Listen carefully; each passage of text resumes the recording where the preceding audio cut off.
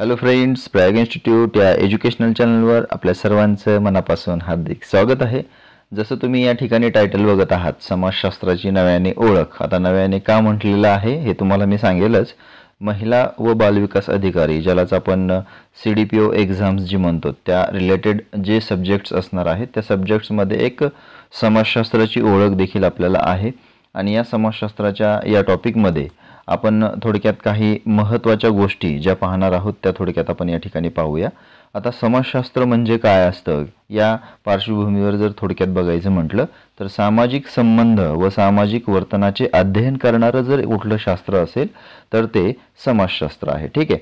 आता त्यामध्ये युरोपमधील 18व्या व 19व्या शतकामध्ये सामाजिक असेल, बौद्धिक परिस्थिती असेल किंवा समाजशास्त्राचा उगम असेल, यांच्यातील जो काही परस्पर संबंध आहे, या परस्पर संबंधांचा अभ्यास जो आपल्याला करायचा असतो तो या प्रकरणामध्ये आपल्याला करायचा आहे। म्हणजे यामध्ये युरोपमध्ये एक विद्याशाखा म्हणून समाजशास्त्राचा उगम झाला हे आपण पाहणारच आहोत। आणि 19व्या शतकाच्या मध्यामध्ये ही स्वतंत्र विद्याशाखा समाजशास्त्राची त्या ठिकाणी उदयाला आलेली आहे। यामध्ये मानवी समाजाचा अभ्यास हा त्यामध्ये करण्यात येत आहे। समाजशास्त्र हे प्रामुख्याने मानवी समाजाचा अभ्यास करणारं शास्त्र म्हणून समाजाचे शास्त्र म्हणून गणलं जातं। मानवी समाजाचा उदय असेल किंवा विकास असेल किंवा मानवी समाजाची संरचना असेल आणि त्या मानवी समाजाचं कार्य असेल, यांचा अभ्यास किंवा या विविध घटकांमधील परस्पर संबंधांचा अभ्यास आपल्याला या समाजशास्त्रामध्ये करायचा असतो। ठीक आहे। तर समाजशास्त्र हे एक स्वतंत्र सामाजिक शास्त्र म्हणून सामाजिक घटनांचा शास्त्रीय दृष्ट्या अभ्यास करणारं एक शास्त्र आहे असं आपण याला ओळखतो। आता यामध्ये समाजशास्त्राची नव्याने ओळख या टॉपिकमध्ये आपण कुठल्या गोष्टींचा अभ्यास करणार आहोत तर त्यामध्ये समाजशास्त्राची व्याख्या आणि स्वरूप आपण बघणार आहोत, समाजशास्त्राचा उगम आणि त्याची व्याप्ती पाहणार आहोत आणि समाजशास्त्राचे महत्त्व देखील बघणार आहोत। ठीक आहे। यापूर्वी देखील आपल्या चॅनलवरती या समाजशास्त्राची ओळख म्हणून आपण एक व्हिडिओ बनवलेला होता। तो देखील व्हिडिओ तुम्हाला संदर्भासाठी किंवा अधिक माहितीसाठी उपयोगी पडणारा आहे। यामध्ये नव्याने काही थोडासा बाबी ज्या आहेत या थोड्याशा टाकण्यात आलेल्या आहेत, कारण समाजशास्त्र हे सातत्याने नेहमी अपडेट होणारं शास्त्र आहे, बदलणारं शास्त्र आहे। त्याच्यामध्ये भर पडणाऱ्या बऱ्याच काही गोष्टी यामध्ये असतात, कारण हे एक प्रकारे शास्त्रीय दृष्ट्या किंवा वैज्ञानिक प्रक्रियेच्या माध्यमातून घडणारं शास्त्र आहे हे आपण इथं विसरता कामा नये। ठीक आहे। तर आय बटनावरती जी लिंक तुम्हाला या ठिकाणी दिसत आहे तो देखील व्हिडिओ आणि हा व्हिडिओ, या दोन्ही व्हिडिओंचा तुम्हाला एक परफेक्ट फायदा एक्झाममध्ये येणाऱ्या होईलच। ठीक आहे। समाजशास्त्राची व्याख्या आणि स्वरूप यामध्ये आपण जर बघितलं तर सर्वात पहिल्यांदा आपण थोडंसं समाजशास्त्र या विषयाची एक थोडीशी चर्चा यामध्ये करूया। त्यामध्ये जे ऑगस्ट काम्त जो आहे हे या समाजशास्त्राचा जनक म्हणून ओळखला जातो। फ्रेंच तत्ववेत्ता आहे ऑगस्ट काम्त, यांना समाजशास्त्राचा जनक म्हणून संबोधलं जातं। सोशिओलॉजी हा इंग्रजी शब्द जो आहे हा 1839 मध्ये ऑगस्ट काम्त यांनी पॉझिटिव्ह फिलॉसॉफी हा जो त्यांचा ग्रंथ होता, या पॉझिटिव्ह फिलॉसॉफीमध्ये ऑगस्ट काम्त यांनी 4थ्या आवृत्तीमध्ये त्यांनी समाजशास्त्र ही संज्ञा त्यामध्ये वापरलेली होती। लॅटिन भाषेतील सोशियस व ग्रीक भाषेतील लोगोस या शब्दापासून सोशिओलॉजी ही संज्ञा तयार झालेली आहे। बऱ्याच परीक्षांमध्ये आपल्याला प्रश्न विचारलेला आहे की हे कुठल्या भाषेतील शब्द आहेत, तर लॅटिन भाषेतील सोशियस आहे आणि ग्रीक भाषेतील लोगोस हा शब्द आहे। सोशियस म्हणजे सहकारी असतं किंवा सहयोगी असतं आणि सोशियस हा शब्द समाज या अर्थाने त्या ठिकाणी कालांतराने वापरला गेला। लोगस म्हणजे शास्त्र आहे किंवा एक प्रकारचा अभ्यास करणारं शास्त्र आहे आणि शब्दशः त्याचा अर्थ, या सोशिओलॉजीचा अर्थ समाजाचे शास्त्र असा होतो। काम्त यांनी या शास्त्रात सामाजिक पदार्थ विज्ञान म्हणून देखील या ठिकाणी संबोधलेलं आहे। नंतर त्याला समाजशास्त्र असं नाव त्या ठिकाणी दिलं गेलेलं आहे। ठीक आहे। आता द पॉझिटिव्ह फिलॉसॉफी हा ग्रंथ ऑगस्ट काम्त यांनी लिहिलेला, समाजशास्त्राला सामाजिक पदार्थ विज्ञान हे नाव देखील त्यांनी दिलेलं होतं। ठीक आहे। नंतर समाजशास्त्र हे नाव आलं। ऑगस्ट काम्त हे फ्रेंच तत्ववेत्ते आहेत आणि समाजशास्त्राचे जनक म्हणून देखील आहेत का, कारण त्यांचं समाजशास्त्र हे जे शब्द आहे किंवा संज्ञा आहे हे ऑगस्ट कामत यांनी वापरल्याचं या ठिकाणी पॉझिटिव्ह फिलॉसॉफीमध्ये आपल्याला आढळलेलं आहे. ठीक आहे, तर हे जे काही पॉईंट्स असतात हे आपल्याला परीक्षेमध्ये, विधानामध्ये किंवा क्वेश्चनमध्ये विचारले जाऊ शकतात. आता यामध्ये महत्त्वाची एक गोष्ट आपण बघणार आहोत की ही जी व्याख्या आहे, ही व्याख्या आणि स्वरूप यामध्ये आपल्याला कुठल्या कुठल्या गोष्टी ह्या खास करून दिलेल्या आहेत. ठीक आहे, तर समाजशास्त्र यामध्ये सर्वात महत्त्वाची एक गोष्ट आपण लक्षात घ्यायला हवी की समाजशास्त्रामध्ये कशा कशाचा अभ्यास हा केला जात असतो. तर सामाजिक संबंध असतील, त्या सामाजिक संबंधांचे प्रकार असतील, विविधता असेल, सामाजिक समूह असतील, सामाजिक संरचना असतील किंवा समाजामधला विविध गोष्टींचा दर्जा असेल, सामाजिक नियमन असतील काही गोष्टींचे, काही सामाजिक समस्या असतील, गटाच्या असतील, वैयक्तिक असतील, सामूहिक असतील. आता समाज म्हटल्यावरती त्या सामूहिक जास्त प्रमाणात असतात. समाजाचे बदलते स्वरूप यामध्ये विचारात घेतलेलं असतं. म्हणजे एक समाजशास्त्राच्या स्वरूपाविषयी जर आपण बघायचं म्हटलं तर या सर्व काही गोष्टींचा अभ्यास आपल्याला समाजशास्त्रामध्ये हा करावा लागत असतो. ठीक आहे, तर आपण थोडक्यात आपण व्याख्या जर बघितली यामध्ये तर बघा, समाजशास्त्र जे आहे या समाजशास्त्रामध्ये 3 शास्त्रज्ञांनी व्याख्या केलेली आहे. मी यापूर्वीही सांगितलं की जो व्हिडिओ आपण अगोदर बनवलेला आहे तो व्हिडिओ तुम्ही परत एकदा पाहायचा आहे, कारण त्यामध्ये सुद्धा आपण वेगवेगळ्या शास्त्रज्ञांच्या व्याख्या या पाहिलेल्या आहेत. आता यामध्ये ऑगस्ट कामत यांनी जी व्याख्या सांगितलेली आहे ती व्याख्या आपण या ठिकाणी बघूया. सामाजिक व्यवस्था आणि प्रगतीचा अभ्यास करणारं जे शास्त्र आहे याला समाजशास्त्र असं म्हटलेलं आहे. ऑगस्ट कामत यांनी, त्यांचा फोटो तुम्ही या ठिकाणी बघू शकताय. जॉर्ज सिमेल या शास्त्रज्ञांनी समाजशास्त्र हे मानवी आंतरसंबंधांच्या स्वरूपाचे अध्ययन करणारे शास्त्र आहे म्हणून संबोधलेलं आहे. आणि ऑक्सफर्ड डिक्शनरीनुसार समाजशास्त्र म्हणजे काय आहे तर मानवी समाजाचा विकास, संरचना आणि कार्य या सर्वांचा अभ्यास करणारं जे शास्त्र आहे त्याला समाजशास्त्र असं म्हटलेलं आहे. ठीक आहे, व्हिडिओ पॉज करून तुम्ही त्या नोट डाऊन करून घेऊ शकता किंवा स्क्रीनशॉट करून त्या सांभाळून ठेवू शकता. ठीक आहे, तर या पूर्ण ज्या व्याख्या आहेत या व्याख्यांचं विश्लेषण जर आपण केलं तर त्या व्याख्यांचं विश्लेषण करत असताना आपल्याला एक गोष्ट या ठिकाणी लक्षात येते की समाजशास्त्र हे एक सिंपल शास्त्र नाहीये, हे अधिकाधिक गुंतागुंतीचं शास्त्र आहे. कारण यापूर्वी सुद्धा आपण गोष्टी बघितल्या की सामाजिक समूह असेल, संरचना असेल, विविधता असेल, दर्जा असेल, नियमने असेल, समस्या असतील, समाजाचे बदलते स्वरूप असेल, या सर्व गोष्टींचा अभ्यास आपल्याला या शास्त्रामध्ये करावा लागत असतो. त्यामुळे समाजशास्त्राची व्याख्या जर आपण बघितली तर विश्लेषण केल्यावरती हे एक गुंतागुंतीचं शास्त्र असून सामाजिक शास्त्रापेक्षा वेगळं आहे. मुळात जे सामाजिक शास्त्र म्हणजे समाजाचा अभ्यास आपण असं म्हणायचो ते त्याच्यापेक्षा थोडंसं वेगळं आहे हे आपल्याला इथून दिसून येत आहे. मानव आणि समाज यांच्यातील संबंधांवर अधिकाधिक भर या ठिकाणी देण्यात आलेला आहे. शास्त्रीय स्वरूपावरती देखील भर आहे. आता एक लक्षात घ्या, या समाजशास्त्राला एक शास्त्र म्हणतोय म्हणजेच या ठिकाणी एक शास्त्रीय रूप देखील त्याला आलेलं आहे. ते आपण आता पुढच्या व्याप्तीमध्ये बघणार देखील आहोत, स्वरूपामध्ये बघणार आहोत. ठीक आहे, तर आता समाजशास्त्रीय कल्पना विस्तार म्हणजे काय. आता समाजशास्त्रीय कल्पना विस्ताराच्या बाबतीमध्ये एक महत्त्वाची गोष्ट तुम्हाला सांगायची आहे. 1959 मध्ये सी राईट मिल यांनी द सोशिओलॉजिकल इमॅजिनेशन हे पुस्तक लिहिलं आणि त्याच्यामध्ये त्यांनी सांगितलेलं होतं की ज्यांच्याकडे उत्तम प्रकारचे सामाजिक ज्ञान असते त्यांच्याकडे एक खास वैचारिक दृष्टी ही असते आणि समाजशास्त्रीय कल्पना विस्ताराच्या दृष्टीमुळे वैयक्तिक जीवन जे आहे किंवा सामाजिक जीवन आहे यांचा परस्पर संबंध चांगल्या प्रकारे त्यांना साधता येत असतो. आता मिल्स यांच्या मते एक महत्त्वाची गोष्ट या ठिकाणी सांगितलेली आहे त्यांनी की व्यक्तिगत समस्यांचं आकलन होण्याबरोबरच त्यांना सामाजिक संदर्भ म्हणजे समाजामधल्या ज्या काही गोष्टी असतील त्या गोष्टी लावून त्या सोडविण्यासाठी लागणारा जो कृतिशील दृष्टिकोन जो असतो, वैचारिक दृष्टिकोन जो असतो, कृतिशील दृष्टिकोन जो असतो तो समाजशास्त्रीय कल्पना विस्तारामुळे आपल्याला पाहायला मिळत असतो. दैनंदिन जीवनाचा अर्थ चांगल्या प्रकारे समजण्यासाठी समाजशास्त्रीय कल्पना विस्तारान हे एक महत्त्वाचं उपयुक्त असं एक साधन आहे असं या ठिकाणी आपण लक्षात घ्यायचं आहे. जर आपल्याला समाजशास्त्रीय कल्पना विस्तार म्हणजे काय असं जर विचारलं तर या रिलेटेड आपल्याला सी राईट मिल्स यांचं नाव लक्षात आलं पाहिजे. त्यांचा ग्रंथ द सोशिओलॉजिकल इमॅजिनेशन हे देखील आपल्या लक्षात यायला हवं. ठीक आहे, आता पुढे आपण स्वरूप जर बघितलं तर स्वरूपामध्ये बघूया आपण की मानवाचं जे सामाजिक जीवन आहे आणि समाजाचं जे विस्तृत ज्ञान देणारी शाखा जी आहे ही समाजशास्त्र म्हणून आपण त्याच्याकडे पाहतो. आता समाजशास्त्राच्या स्वरूपामध्ये महत्त्वाचे मुद्दे आपण या ठिकाणी लक्षात घेतोय ते आहेत समाजशास्त्र हे एक सैद्धांतिक आणि उपयोजित विज्ञान आहे. समाजशास्त्र हे एक सैद्धांतिक आणि उपयोजित विज्ञान आहे. आता यामध्ये समाजशास्त्राचे जे सिद्धांत निर्मिती आहे किंवा त्याचा विकास आहे, या पद्धतशीरपणे झालेल्या गोष्टी आहेत. जुना सिद्धांत या ठिकाणी जुन्या सिद्धांताची परीक्षण करणं किंवा त्याच्या जागेवरती नवीन सिद्धांत येणं, ही प्रक्रिया या ठिकाणी सातत्याने सुरू असते. आणि समाजशास्त्र हे एक शुद्ध सैद्धांतिक शास्त्र म्हणून ओळखले जाते.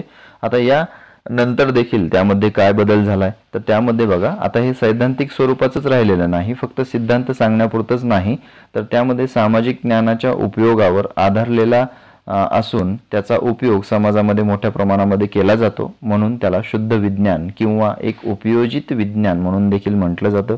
समाजशास्त्र हे तथ्यांवर आधारित असलेले एक विज्ञान आहे. याचा उद्देश समाजातील सत्य घटनांचा शोध घेणे आहे. काय असले पाहिजे याच्यापेक्षा काय आहे याचा विचार त्या समाजशास्त्रामध्ये केलेला असतो. समाजशास्त्रामध्ये समाजातील संघटनात्मक किंवा विघटनात्मक किंवा नैतिक अनैतिक घटकांचा देखील त्यामध्ये अभ्यास केलेला असतो. समाजशास्त्रात एक अनुभवधिष्ठित विज्ञान आहे. का? कारण याच्यामध्ये निरीक्षण, प्रयोग, परीक्षण अशा वैज्ञानिक प्रक्रियांच्या माध्यमातून समाजशास्त्रांमध्ये नियम देखील मांडलेले असतात. अनुभवाधिष्ठित हे एक समाजशास्त्राचे प्रमुख वैशिष्ट्य मानले जाते. आता अनुभवाधिष्ठित वाद हे एक देखील मानलेला आहे. आता अनुभवाधिष्ठित वाद म्हणजे काय आहे, तर प्रत्यक्ष अनुभवावरतीच आधारित एक वैचारिक दृष्टिकोन मानवी ज्ञानावर मांडलेले असतात. त्याला अनुभवाधिष्ठित असं म्हटलेलं आहे. हे लक्षात ठेवा. अनुभवाधिष्ठिततावाद म्हणजे काय असतं, तर वैचारिक दृष्टिकोनानुसार मानवी ज्ञान जे आहे हे अनुभवाच्या आधारे घेतलेलं असतं. आणि संशोधकांच्या मते काय आहे, अनुभवाधिष्ठिततावाद या मधील संशोधकांच्या अनुभवावरती काय आहे की ते काय म्हणतायत की प्रत्यक्ष अनुभवावरच हे अनुभवाधिष्ठिततावाद अवलंबून आहे. ठीक आहे. समाजशास्त्र हे समग्र विज्ञान आहे. आता या ठिकाणी संपूर्ण समाजाचा अभ्यास करणारं शास्त्र हे आहे. एखाद्या विशिष्ट भागाचाच अभ्यास केला जात नाही, तर समाजातील प्रत्येक घटकाचा किंवा जीवनाशी ज्या काही रिलेटेड गोष्टी आहेत त्या सर्व पैलूंचा अभ्यास या समाजशास्त्रामध्ये केला जात असतो. एव्हाना तुम्हाला स्वरूप लक्षातच आलं असेल की समाजशास्त्राचं स्वरूप हे काही साधं नाही आहे.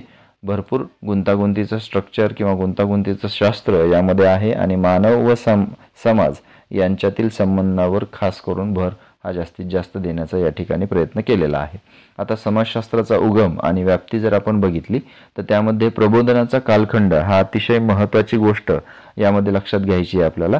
आता प्रत्येक कालखंडातील सामाजिक परिस्थिती आणि त्यामध्ये निर्माण होणारे विचार यांच्यामध्ये जो संबंध असतो तो त्या त्या काळामधील एक समाजावर प्रभाव पडणारा किंवा समाजशास्त्रामधला एक घटक म्हणून आपण ओळखीचा घेत असतो. आता या समाजशास्त्राचा जो खास करून उदय जो आहे हा उदय प्रबोधनाच्या कालखंडामध्ये झालेला आहे. म्हणजे यामध्ये आणखीन डिटेलमध्ये आपल्याला सांगायचं म्हटलं तर युरोपातील जी सामाजिक परिस्थिती आहे या सामाजिक परिस्थितीवरून आपल्याला ते लक्षात येते. कारण फ्रेंच राज्यक्रांती असेल किंवा औद्योगिक क्रांती असेल, या प्रचंड आर्थिक, सामाजिक आणि राजकीय उलथापालथ झाल्याच्या नंतर समाजशास्त्राची एक शास्त्रीय विद्याशाखा म्हणून ओळख या जगाला झाली. आणि हा जो बदलता कालखंड होता युरोपमधला त्याला प्रबोधनाचा कालखंड म्हटला जातो. 18व्या शतकातील फ्रेंच तत्ववेत्यांना या विचारांना मूर्त स्वरूप किंवा प्रकट रूप देण्यास ते योग्य ठरले. आता प्रबोधन काळ जो आहे हा युरोपीय विचाराचा असा कालखंड आहे की त्यामध्ये ज्यात कारणमीमांसा म्हणजे कुठली ना कुठली गोष्ट झालेली आहे त्याला काहीतरी कारण असेल, अनुभव असेल, धार्मिक किंवा पारंपरिक अधिकारांना आव्हान दिलं गेलेलं किंवा त्यातून, तसेच धर्मनिरपेक्ष असेल, उदारमतवादी असेल किंवा लोकशाही मूल्य असणारा समाज या ठिकाणी निर्माण झाला. मग या सगळ्या गोष्टी या समाजशास्त्रातून आपण समाजशास्त्राला जन्म घालणाऱ्या कशा ठरल्या ते आपण यामध्ये बघणारच आहोत.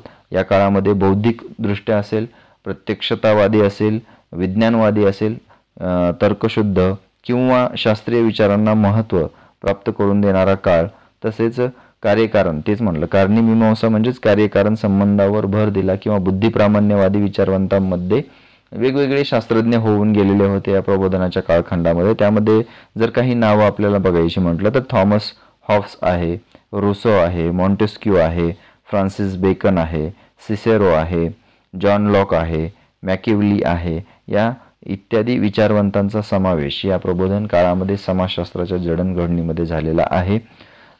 जी पारंपरिक विचार प्रक्रियेतून विचार करण्याच्या वास्तवाकडे बघण्याची जी काही नवीन पद्धत जी आहे ही वैज्ञानिक किंवा विवेकवादी विचारांना महत्त्व देणारी आहे. फ्रेंच राज्यक्रांती आणि औद्योगिक क्रांती या काळात जी वैज्ञानिक आणि व्यावसायिक क्रांती झाली त्यातून एक नवीन दृष्टिकोन जो निर्माण झालेला होता तोच समाजशास्त्राचा उगम म्हणून निर्माण झालेला होता. ठीक आहे, तर त्यामध्ये सर्वात महत्त्वाची गोष्ट प्रबोधनाचा कालखंड, मग त्यामध्ये 18व्या शतकातील फ्रेंच तत्ववेत्ते आणि युरोपमधील सर्वात महत्त्वाची फ्रेंच आणि औद्योगिक क्रांती ही या ठिकाणी महत्त्वाची आहे. आता पुढे आपण समाजशास्त्राच्या निर्मितीवरती प्रभाव टाकणारे काही घटक या ठिकाणी बघणार आहोत. तत्पूर्वी एक गोष्ट या ठिकाणी पहा, वैज्ञानिक आणि विवेकवादी विचारांना देखील यामध्ये महत्त्व प्राप्त झालेलं आहे. आता औद्योगिक क्रांती आणि फ्रेंच राज्यक्रांती यांनी जुन्या युरोपमधील प्रत्येक कुठल्या ना कुठल्या तरी गोष्टींना आव्हान दिलेलं होतं. मग त्यामध्ये त्या ठिकाणी काय झालं तर नवीन वर्ग त्या ठिकाणी अस्तित्वात आलं. धर्माला आव्हान त्या ठिकाणी निर्माण झालं. मग हळूहळू हे आव्हान निर्माण झाल्यामुळं धर्माचं महत्त्व त्या ठिकाणी कमी होऊ लागलं. कौटुंबिक संरचनेवरती परिणाम पडला. तिथलची जी मूल्य होती ती मूल्य देखील त्या ठिकाणी हळूहळू बदलू लागली. महिलांचं जे स्थान समाजामध्ये होतं ते देखील त्यामध्ये बदल होऊ लागला. राजेशाही नष्ट झाली. धर्म असेल, समुदाय असेल, सत्ता असेल, संपत्ती असेल किंवा समाजामधील विविध काही पारंपरिक आलेल्या ज्या काही पुरातन काळातील संकल्पना होत्या त्यासुद्धा त्या ठिकाणी बदलू लागल्या आणि याच गोष्टींमध्ये समाजशास्त्रांचा मोठ्या प्रमाणावर परिवर्तनातून एक उदय झाला असं आपण त्या ठिकाणी म्हणू शकतो. ठीक आहे, आता या गोष्टी थोड्याशा मी डिटेलमध्ये का सांगितल्या कारण थोडं आपल्याला काही या समाजशास्त्रामधल्या गोष्टी ज्या आहेत या थोड्याशा ऐकल्यावरती एक आपला विचार त्या ठिकाणी बनत असतो आणि तो व्ह्यू किंवा तो विचार आपल्या मनामध्ये ज्यावेळेस तो लक्षात येतो त्यावेळेस आपल्याला या गोष्टींमध्ये कुठलंही विधान किंवा कुठल्याही गोष्टीतील संकल्पना याचं एक शेवटचं रूप काय आहे हे आपल्याला लक्षात येऊन जाते. ठीक आहे, आता पुढे बघा, समाजशास्त्राच्या निर्मितीवरती प्रभाव टाकणाऱ्या घटकांमध्ये व्यापारी क्रांती आपण बघणार आहोत. 1450 ते 1800 या कालावधीमध्ये अनेक क्रांत्या झाल्या. त्यामध्ये सर्व घटनांमध्ये युरोप मध्ययुगातील ज्या काही गोष्टी होत्या त्यामध्ये अर्थव्यवस्था पूर्णपणे बदलून काढणाऱ्या गोष्टी होत्या.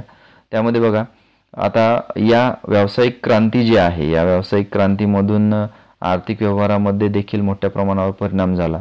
त्यामध्ये उत्पादनात वाढ झालेली आहे. आर्थिक व राजकीय सत्ता निर्माण त्या ठिकाणी झाली. सागरी मार्गांना महत्त्व निर्माण झालं. कागदी चलन अस्तित्वात आलं. सामाजिक संबंधांमध्ये देखील हळूहळू बदल त्या ठिकाणी झाले. मध्यम वर्गाची निर्मिती त्या ठिकाणी होऊ लागली. या सर्व बदलांचा परिणाम म्हणून सामाजिक संबंधांमध्ये देखील बदल होऊ लागला. पुढे औद्योगिक क्रांतीचा जर विचार केला तर इंग्लंडमध्ये 18व्या शतकामध्ये झालेल्या औद्योगिक क्रांतीमुळे लोकांच्या सामाजिक आणि आर्थिक जीवनात देखील बदल घडून झाले. सर्वप्रथम इंग्लंडमध्ये, नंतर युरोपीय समुदायामध्ये आणि नंतर इतर देशांमध्ये सुद्धा या क्रांतीचे वारे पसरू लागले आणि औद्योगिक क्रांतीमुळे अनेक नवीन नवीन साधनं देखील यंत्र असतील, तंत्रज्ञान असेल यामध्ये सुधारणा होत गेल्या. त्यामुळं अधिकाधिक वस्तूंचं उत्पादन होत गेलं. 1760 ते 1830च्या दरम्यान यंत्रसामुग्री असेल, तंत्रज्ञान असेल, या सर्व गोष्टी नवीन शोधांची जी मालिका होती यातून खास करून कारखाने निर्माण झाले आणि त्यातून उत्पादन पद्धती ही विकसित झाली. ठीक आहे, तर मग यामध्ये यापूर्वी जी सरंजामशाही व्यवस्था जी होती ती औद्योगिक क्रांतीमुळे त्याची जागा भांडवलशाही व्यवस्थेने घेतली होती. ठीक आहे, मग आता भांडवलशाही व्यवस्था ही काय आहे तर भांडवलशाही व्यवस्थेमध्ये भांडवलदारांचा नवीन वर्ग त्या ठिकाणी जो निर्माण झालेला होता औद्योगिक क्रांतीनंतर, ही औद्योगिक व्यवस्था त्यांनी आपल्या नियंत्रणामध्ये ठेवली. कोणी? भांडवलशाही व्यवस्थेने. औद्योगिक क्रांतीमुळे समाजामध्ये मोठा बदल झाला. जुन्या काही उत्पादित हस्तनिर्मित वस्तू असतील त्याच्या जागेवरती नव्या यंत्रोत्पादित वस्तूंकडे वाटचाल सुरू झाली आणि औद्योगिक क्रांतीचा संपूर्ण समाजावर देखील परिणाम होत गेला. आता यामध्ये भांडवलशाही व्यवस्थेने कुठले कुठले परिणाम झाले हे थोडक्यात आपण बघूया. त्यामध्ये संघ पद्धतीचा अस्त झाला. आता संघ पद्धती काय होती तर 13व्या शतकामध्ये युरोपमध्ये प्रचलित असलेली एक उत्पादन पद्धत होती. ती संघ पद्धत बंद झाली. तिथे त्याची जागा भांडवलशाही व्यवस्थेने घेतली. कारखाना पद्धतीचा उदय झाला. कामगारांची श्रम विभागणी झाली. ग्रामीण नागरिक स्थलांतर होऊ लागलं. ग्रामीण भागातून उद्योगाकडे, रोजगार मिळवण्याकडे, नोकरी मिळवण्यासाठी नागरी भागात स्थलांतर होऊ लागलं. वर्ग व्यवस्था त्या ठिकाणी निर्माण होऊ लागली. कामगार संघटना देखील निर्माण होऊ लागली आणि आर्थिक असमानता आणि लोकशाही पद्धती यामध्ये हे सर्व औद्योगिक क्रांतीचे काही परिणाम जे की आपल्याला उघड डोळ्याने दिसणारे होते आणि काही न दिसणारे सुद्धा होते, जे येणाऱ्या काळामध्ये याचे एक इफेक्ट म्हणून आपल्याला पाहायला मिळतात. आता पुढे समाजशास्त्राच्या निर्मितीवरती सर्वात महत्त्वाची एक गोष्ट आपण या ठिकाणी पाहूया की फ्रेंच राज्यक्रांती असेल किंवा वैज्ञानिक क्रांती असेल, या गोष्टींवर देखील आपण थोडीशी भर ही टाकणार आहोत. पण आता यामध्ये बघा की औद्योगिक क्रांती असेल, या औद्योगिक क्रांतीमुळं भांडवलशाही अर्थव्यवस्थेला महत्त्व त्या ठिकाणी प्राप्त झालं. काही प्रमाणावर नोकरशाही त्या ठिकाणी उदयास आली आणि यामध्ये समाजामध्ये मोठ्या प्रमाणावरती उलथापालथ होऊन गेली आणि याच समस्यांचा अभ्यास करण्यासाठी ऑगस्ट काम्त असेल, एमिल डर्खाइम असेल, कार्ल मार्क्स असेल, मॅक्स वेबर असतील, जॉर्ज सिमेल असतील, हे सर्व समाजशास्त्रज्ञ त्या ठिकाणी या समस्यांचा अभ्यास करण्यामध्ये व्यस्त झालेले होते. आता या क्रांतीमधून निर्माण झालेल्या महत्त्वपूर्ण जे काही मुद्दे असतील तर त्या मुद्द्यांमध्ये कामगार त्या ठिकाणी निर्माण झाले, त्यामुळे त्यांची स्थिती या ठिकाणी विचारात घेण्यासारखी होती.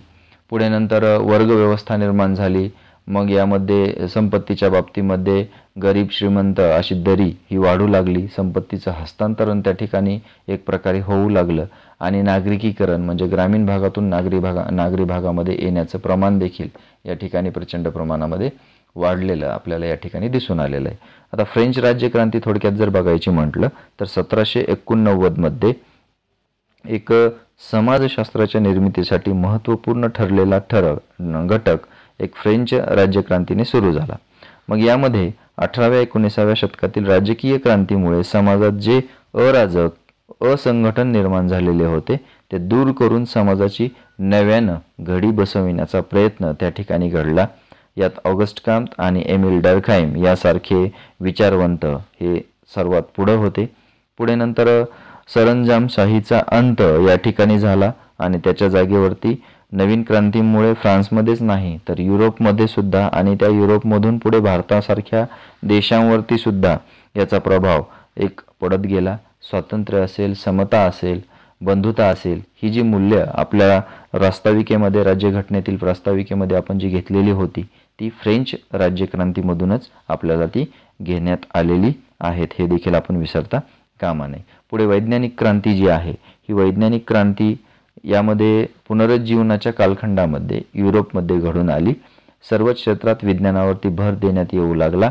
विज्ञानाला सर्वत्र उच्च प्रतिष्ठा किंवा दर्जा प्राप्त होऊ लागला. वैज्ञानिक क्रांतीचा प्रभाव हा मानवी जीवनातील भौतिक बदलांपुरताच नाही तर निसर्ग आणि समाजाबद्दलच्या कल्पनांवरती देखील परिणाम करू लागला. युरोपमधील समाजशास्त्रांचा उदय हा विज्ञानाच्या शोधांचा एक आणि कल्पनांचाच एक भाग आहे हे मानलं जायचं, पण त्यामध्ये समाजशास्त्राची रूपरेषा ही एक भौतिकशास्त्र किंवा जीवशास्त्रांसारख्या नैसर्गिक विज्ञानांप्रमाणेच असावी असं त्या ठिकाणी म्हणणं हे येऊ लागलं. प्रबोधनाच्या कालखंडामध्ये अंधश्रद्धांचे उच्चाटन या वैज्ञानिक शोधांमुळे होऊ लागले आणि समाजशास्त्रामध्ये वैज्ञानिक दृष्टिकोन रुजवण्यामध्ये या कालखंडाचे योगदान देखील महत्त्वाचे आहे. आता पुढे नागरिकीकरण जे होतं, या नागरिकीकरणाच्या बाबतीमध्ये जर बघितलं तर या औद्योगिक क्रांतीमुळे शहरात उपलब्ध असलेल्या नोकऱ्या मिळवण्यासाठी ग्रामीण भागातून स्थलांतर भरपूर प्रमाणामध्ये होऊ लागलं आणि शहरामध्ये असंख्य समस्या किंवा प्रश्न या निर्माण होऊ लागल्या. गर्दी असेल, प्रदूषण असेल, वाहतूक असेल किंवा आरोग्यविषयक प्रश्न असतील किंवा झोपडपट्ट्यांमध्ये झालेली वाढ असेल, हे त्याचे एक इफेक्ट किंवा परिणाम आहेत नागरिकीकरणाचे, हे आपल्याला त्या ठिकाणी दिसू लागले. आता पुढे नंतर या वैज्ञानिक क्रांतीच्या नंतर आपण जे नागरिकीकरण बघितलं त्याच्यानंतर आपण थोडक्यात समाजशास्त्राची व्याप्ती ही बघणार आहोत. आता या ठिकाणी बऱ्याच गोष्टी मी चर्चेत घेतलेल्या आहेत, ओके. पण यावरती हा पाठ झाल्याच्या नंतर आपण लगेच यावरती कशा पद्धतीने एक्झाममध्ये प्रश्न यावरती बनतील त्यावरती एक क्वेश्चन सिरीज देखील बनवणार आहोत. हा चॅप्टर झाल्यावरती यावर लगेच आपण क्वेश्चन घेणार आहोत. त्यामुळे तुम्हाला एक चांगल्या पद्धतीचा किंवा अभ्यास करत असताना आपण कोणत्या गोष्टी फोकसमध्ये लक्षात घ्यायला हव्यात किंवा कुठली विधानं आपण लक्षात घ्यायला हवीत हे या ठिकाणी लक्षात येऊन जाईल, ठीक आहे. म्हणजे एक लगेच टॉपिक नंतर एक्झाम झाल्यासारखीच आपण एक ऑनलाईन टेस्टसुद्धा यामध्ये घेणार आहोत. त्यामुळं जे नॉन सबस्क्रायबर असतील त्यांनी चॅनल सबस्क्राईब करायचं आहे, बेल नोटिफिकेशन चालू करायचं आहे, जेणेकरून इनबॉक्समध्ये तुम्हाला न्यूली अपडेटेड व्हिडिओ हे या ठिकाणी मिळून जातील. ठीक आहे. आपले व्हिडिओ या ठिकाणी अगोदर झालेले देखील आहेत, परंतु त्यामध्ये थोड्या प्रमाणात आपण बदल करून हे नवीन व्हिडिओ या ठिकाणी आपण घेत आहोत. ठीक आहे. समाजशास्त्राच्या व्याप्तीमध्ये जर बघितलं तर जैव समाजशास्त्र हे या ठिकाणी तुम्हाला पाहायला मिळते की जैव समाजशास्त्र म्हणजे काय आहे की ही समाजशास्त्रामध्ये नव्याने सुरू झालेली एक शाखा आहे. या समाजशास्त्रातील जे संशोधक आहेत त्यांनी विविध तंत्र असतील किंवा पद्धती असतील त्यांचा वापर करून या पद्धतीच्या निष्कर्षाचा उपयोग करून जीवशास्त्राची एक मानवी सामाजिक जीवनातील भूमिका काय आहे याचा एक अभ्यास करण्याचा प्रयत्न यामध्ये केलेला आहे. कलेच्या समाजशास्त्रात सौंदर्यशास्त्र किंवा कला जगताचा अभ्यास यामध्ये केलेला असतो आणि या कलेच्या उत्पादन व ग्रहणाचा सामाजिक संदर्भ समजून घेण्याचा प्रयत्न देखील यामध्ये केलेला आहे. विपणन बाजार संशोधनाचे समाजशास्त्र यामध्ये जर बघितलं तर ही एक व्यावहारिक शाखा असून यामध्ये समाजशास्त्रीय पद्धती वापरून अर्थपूर्ण पद्धतीने बाजार नीती समजावून घेण्याचा प्रयत्न देखील केलेला आहे. मग समाजशास्त्रातील व बाजार नीतीतील सैद्धांतिक ज्ञान असेल, ग्राहकांच्या विविध प्रकारचं ज्ञान असेल किंवा गरजा असेल यांचं विश्लेषण यामध्ये केलं गेलेलं आहे. दृश्य माध्यमांचा अभ्यास करणारे समाजशास्त्र म्हणून आपण त्याला लक्षात घेऊ शकतो. यामध्ये समाजशास्त्रीय संशोधनात सर्व दृश्य प्रतिमांचा वापर सामाजिक तथ्य म्हणून करण्याचा प्रयत्न यामध्ये केलेला आहे. आणि डायस्पोरा अध्ययन हे एक लक्षात घेण्यासारखी गोष्ट यामध्ये खास आहे. हा एक नवीन आंतरविद्याशाखीय अभ्यासविषयक समाजशास्त्रात नव्याने अभ्यासाला आलेला विषय आहे. यामध्ये स्थलांतर व त्याचे मानवी जीवनातील विविध भागावर होणारे परिणाम अभ्यासले जातात. उदाहरणार्थ त्यामध्ये लोकसंख्या विषयक किंवा राजकीय, आर्थिक, आंतरराष्ट्रीय संबंध, सांस्कृतिक किंवा साहित्यिक तसेच सामाजिक या गोष्टींचा देखील अभ्यास यामध्ये केलेला असतो. आता डायस्पोरा या शब्दाचा अर्थ जर थोडक्यात आपण बघितला तर हा डायस्पोरा म्हणजे काय असतो तर डायस्पोरा म्हणजे अशी विखुरलेली लोकसंख्या असते जिचे मूळ स्थान एखादा लहान भौगोलिक भाग असतो. ठीक आहे. डायस्पोरा म्हणजे एखाद्या समूहाचे आपले मूळ निवासस्थानापासून झालेलं स्थलांतर असतं. एका ठिकाणाहून दुसऱ्या ठिकाणी ते गेलेलं असतं. ग्रीक भाषेमध्ये डायस्पोरा म्हणजे विखुरणे हा अर्थ आपण या फिगरवरून लक्षात घेऊ शकतो. डायस्पोरा ही संज्ञा व्यक्तीच्या कोणत्या गटांसाठी वापरली जाते जे मूळ त्यांच्या स्थानापासून दूर राहूनही तिथली नाळ तुटू देत नाहीत. उदाहरणार्थ खेडेगावातील काही व्यक्ती असतील किंवा पुरुष असतील हे त्यांच्या कुटुंबाचा उदरनिर्वाह करण्यासाठी औद्योगिक वसाहतींमध्ये नोकऱ्या मिळवत असतील, पण त्या नोकऱ्या मिळवत असताना ते त्या ठिकाणी फक्त आणि फक्त पैसा कमवण्याच्याच हेतूने त्या ठिकाणी जोडलेले असतात.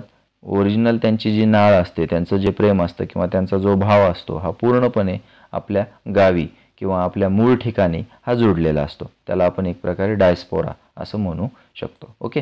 आता यामध्ये जसं आपण समाजशास्त्राच्या व्याप्तीमध्ये बऱ्याच गोष्टी बघितल्या, त्यामध्ये सामाजिक आंतरक्रियांमधील सर्व घटक समाजशास्त्राच्या अभ्यासामध्ये समाविष्ट होतात.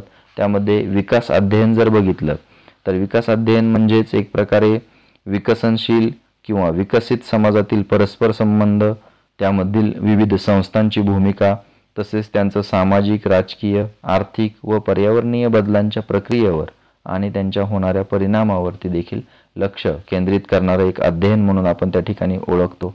विकास अध्ययनामध्ये जर काही उदाहरणं आपण बघायची म्हटलं तर त्यामध्ये पत्रकारिता असेल, प्रवास पर्यटन विषयक कार्य असतील, सार्वजनिक आरोग्य असेल, समुदायातील काम असेल, पर्यावरणात्मक व हवामानातील बदल यांचं संशोधन असेल, अशा अनेक संधी या विकास अध्ययनाच्या शाखेमध्ये उपलब्ध होऊ शकतात. म्हणजे या समाजशास्त्रामध्ये बऱ्याच शाखा आहेत किंवा बऱ्याच गोष्टी या आलेल्या आहेत. ते एक व्यावसायिक अभ्यास क्षेत्र म्हणून विकास अध्ययनाला आज या ठिकाणी भरपूर महत्त्व देण्यात आलेलं देखील आहे. त्यानंतर चित्रपट अध्ययन जर बघितलं तर हे 20व्या शतकातील एक नवीन विद्याशाखा म्हणून आलेली आहे. आंतरविद्याशाखीय शाखा असून विविध सैद्धांतिक असेल, ऐतिहासिक असेल किंवा समीक्षात्मक दृष्टिकोनातून जे चित्रपट या माध्यमांकडे बघितलं जातं, यात प्रामुख्याने कलात्मक असेल, सांस्कृतिक असेल, आर्थिक असेल, राजकीय असेल या प्रभावांचा विचार केलेला आहे. आणि यातूनच विविध गटांचा अभ्यास करण्यासाठी समाजशास्त्रामध्ये चित्रपटांची संहिता म्हणून देखील बघितलं जातं. त्यामध्ये चित्रपटांचे समाजशास्त्र असे किंवा चित्रपटातून समाजशास्त्र असे अनेक अभ्यासक्रम विद्यापीठांनी देखील सुरू केलेले आहेत. संस्कृती अध्ययन काय आहे तर बघू. संस्कृती अध्ययनाच्या बाबतीमध्ये 1960 मध्ये लोकप्रिय संस्कृतीचा अभ्यास पाश्चिमात्य समाजामध्ये करण्यात आला. यावरती प्रश्न विचारला जाऊ शकतो. संस्कृती अध्ययनाची सुरुवात ही कोठे झाली तर इंग्लंडमध्ये झाली. इंग्लंडमधील Birmingham centre for contemporary cultural study येथे त्या ठिकाणी सुरुवात या संस्कृत अध्ययनाची झालेली आहे. यामध्ये महानगर संस्कृतीमधील जीवन पद्धती असेल, दैनंदिन जीवनाला अत्यंत गांभीर्यानं या संस्कृतीमध्ये घेतलं जातं. सामाजिक संबंध असेल यांचा अभ्यास देखील यामध्ये केला जातो. संस्कृती ही दैनंदिन जीवनातून निर्माण होते. मग दैनंदिन आहार पद्धती काय होती, रोजच्या जीवनातील राहणीमान कसं होतं, त्यांचा पोशाख कसा होता, करमणुकीची साधनं कोणती होती, साजरे केले जाणारे सण कोणते होते, उत्सव कोणते होते, हे सांस्कृतिक अध्ययनातून त्या काळाची किंवा त्या समाजाची एक संस्कृती बनण्याची प्रक्रिया अभ्यासली जाते. संस्कृती अध्ययनात इतर अनेक विद्याशाखातून अभ्यास पद्धती व सिद्धांत देखील घेतले जातात. ठीक आहे. आता हे समाजशास्त्राच्या व्याप्तीच्या बाबतीतच हे अध्ययन प्रकार या ठिकाणी पुढे आलेले आहेत. समाजशास्त्राचे महत्त्व जर बघायचं म्हटलं तर समाजशास्त्र समाजाचा शास्त्रशुद्ध अभ्यास करणारे एक शास्त्र आहे.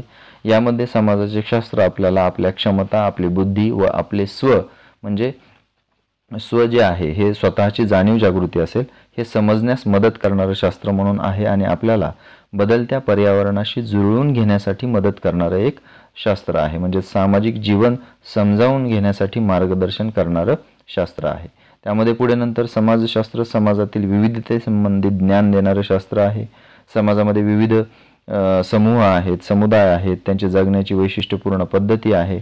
त्यामध्ये सांस्कृतिक विविधता आली, धार्मिक तसेच प्रादेशिक भिन्नता आली. या समाजाचे बहुआयामी स्वरूप समजावून घेण्यासाठी समाजशास्त्र मदत करत असतं. पुढे वैज्ञानिक दृष्टिकोन यामध्ये विकसित होतो.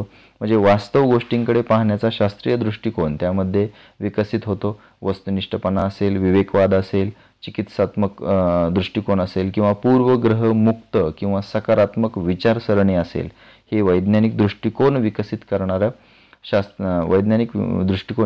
करणाऱ्या गोष्टींचं बनलेलं शास्त्र आहे. समाजशास्त्र हे एक प्रकारे माणसाला काळानुरूप ज्ञान देते आणि दक्ष देखील ठेवणारं हे त्या ठिकाणी शास्त्र आहे. समाजशास्त्राला व्यावहारिक मूल्य आहेत. सामाजिक परिस्थिती, सामाजिक घटना, बदलता समाज आणि या सर्वांना योग्य प्रतिसाद कसा व्यक्तीने द्यावा याचं भान देखील समाजशास्त्रातून आपल्याला मिळतं. सामाजिक समस्यांवर उपाय शोधणे, यामध्ये सध्याचा जो समाज आहे हा अनेक समस्यांनी ग्रस्त झालेला समाज आहे. या ठिकाणी दारिद्र्य असेल, बेरोजगारी असेल, दहशतवाद असेल, लोकसंख्या वाढ असेल, स्थलांतर असेल, सामाजिक अस्वस्थता असेल, व्यसनाधीनता असेल, सामाजिक विघटन असेल, जातीय संघर्ष असेल, धार्मिक तेढ या ठिकाणी असेल, बालगुन्हेगारी असेल, या सर्व समस्यांवर उपाय शोधण्याचा किंवा सामाजिक शास्त्रीय दृष्टिकोनाचा योग्य वापर करून असे प्रश्न सोडविण्याचा प्रयत्न यामध्ये केला जातो. पुढे समाजशास्त्र हे व्यवसायाभिमुख शास्त्र आहे असं आपण त्या ठिकाणी म्हणतोय. आता यामध्ये व्यवसायाभिमुख का म्हणतोय? कारण बदलता समाज, बदलत्या गरजा आणि व्यवसायाचे बदलते स्वरूप या सर्वांचा ताळमेळ समाजशास्त्रीय ज्ञान या ठिकाणी घालू शकतं. अनेक क्षेत्रांमध्ये या समाजशास्त्राचं फक्त बंद खोलीतच नाही तर अनेक क्षेत्रांमध्ये त्याची उपयुक्तता सिद्ध झालेली आहे. उदाहरणार्थ उद्योगधंदे असतील, स्पर्धा परीक्षा असतील, सामाजिक सेवा असतील, समाजकार्य असेल, सामाजिक कल्याण असेल, ग्रामीण विकास असेल, कुटुंब कल्याण असेल, योजना आणि नियोजन असेल, सार्वजनिक आरोग्य असेल, सामाजिक संशोधन असेल, पोलीस खाते असेल, आदिवासी कल्याण असेल, सर्वसमावेशक शिक्षण असेल, सुधारणात्मक प्रशासन असेल, या सर्व गोष्टींमध्ये या समाजशास्त्राचं महत्त्व आहे. त्यामुळे समाजशास्त्र एक प्रकारे व्यवसायाभिमुख आहे असं देखील आपण त्या ठिकाणी याला ओळखू शकतो. आता समाजशास्त्राची व्याख्या आपण थोडक्यात बघितली, त्याचं स्वरूप बघितलं, त्याची व्याप्ती बघितली, समाजशास्त्राचं महत्त्व देखील आपण या ठिकाणी बघितलं. एक रिव्हिजनमध्ये जर थोडक्यात मुद्दे बघायचे म्हटलं तर समाजशास्त्रात मानवाचे सामाजिक वर्तन आणि सामाजिक संबंधांचा अभ्यास हा केला जातो. ठीक आहे. मी पुन्हा एकदा या ठिकाणी सांगतो, समाजशास्त्रामध्ये मानवाच्या सामाजिक वर्तनाचा आणि सामाजिक संबंधांचा अभ्यास हा केला जातो. ओके. पुढे नंतर ऑगस्ट काम्त यांनी समाजशास्त्र ही संज्ञा सर्वात पहिल्यांदा वापरली. समाजशास्त्राचे जनक कोणाला म्हटलं जातं तर ऑगस्ट काम्त यांना समाजशास्त्राचे जनक म्हटलं जातं. समाजशास्त्र हा शब्द लॅटिन भाषेतील सोशियस आणि ग्रीक भाषेतील लोगस या शब्दापासून बनलेला आहे. याचा अर्थ समाजाचा अभ्यास करणारे शास्त्र म्हणून होतो. समाजशास्त्राचे संस्थापक जनक जे कॉम्ट आहेत त्यांच्याबरोबरच स्पेन्सर, डर्कहाइम, मार्क्स, वेबर यांचीही नावं त्या ठिकाणी घेतली जातात. आणि समाजशास्त्राच्या स्वरूपामध्ये समाजाचं एक गुंतागुंतीचं शास्त्र म्हणून ओळखलं जातं. तसेच आधुनिक गुंतागुंतीच्या समाजामध्ये समाजशास्त्राला खूप महत्त्व आहे. तर या रिव्हिजनमध्ये आपण या सगळ्या गोष्टी बघितलेल्या आहेत. मदतीसाठी पहिला जो आपला समाजशास्त्राचा टॉपिक आपण बनवलेला आहे स्वरूप, व्याप्ती आणि महत्त्वावरचा, तो देखील तुम्ही पहा आणि हा देखील तुम्ही पहा. या दोन्हीमधून तुम्हाला प्रश्न जे आहेत हे विचारले जातील आणि प्रश्नाचा सराव करण्यासाठी या व्हिडिओनंतर आपल्याला क्वेश्चन सिरीज देखील मिळणार आहे. त्यामुळे ती सुद्धा आपण मिस करू नका. जे नॉन सबस्क्रायबर आहेत त्यांनी चॅनल सबस्क्राईब करा. मला हे वारंवार या ठिकाणी सांगावं लागतंय. आवडला असेल व्हिडिओ तर लाईक करा, गरजू विद्यार्थ्यांपर्यंत शेअर करा. ठीक आहे. आणि जाता जाता तुमच्यासाठी एक नेहमीप्रमाणे आपण क्वेश्चन देणार आहोत या टॉपिकमधलं. त्याचं आन्सर या क्वेश्चन सिरीजच्या लेक्चरमध्ये आपण घेणार आहोत. हे तत्पूर्वी तुम्ही कमेंट करून उत्तर सांगितलं तरी चालेल. ठीक आहे. समाजशास्त्रज्ञ जेव्हा दैनंदिन जीवनातील व्यावहारिक प्रश्न सोडविण्याचा प्रयत्न करतात तेव्हा त्याला टिंबटिंब शास्त्र असे म्हणतात. शुद्ध शास्त्र म्हणतात, व्यावहारिक किंवा उपयोजित शास्त्र म्हणतात, सैद्धांतिक शास्त्र म्हणतात का यापैकी नाही, हे तुम्ही आन्सर करायचं आहे. ठीक आहे. एवढी सगळी आपण जी चर्चा केलेली आहे या चर्चेवरून तुम्हाला उत्तर काढता येईल. आणि नाही जरी काढता आलं तरी तुम्हाला या ठिकाणी थोडासा व्ह्यू हा वैचारिक दृष्टीने बनवावं लागेल. आणि बनवण्यासाठी तुम्हाला हा टॉपिक पूर्णपणे व्यवस्थित शेवटपर्यंत ऐकावा लागणार आहे. आणि महत्त्वाचे काही मुद्दे असतील जे या ठिकाणी लिहायचे राहिलेले आहेत ते देखील तुम्ही ऐकून नोट डाऊन करून घ्यायचे आहेत. ठीक आहे. तर व्हिडिओ कसा वाटला हे आवर्जून या ठिकाणी सांगा. आणि तुमच्या मोटिवेशननेच लवकरात लवकर व्हिडिओ देखील या ठिकाणी घेऊन येण्याचा प्रयत्न हे आम्ही करणार आहोत. त्यामुळं कमेंट करायला विसरू नका. ओके. तर भेटू आपण आपल्या पुढच्या लेक्चरमध्ये. तोपर्यंत have a nice day. Bye bye and thank you.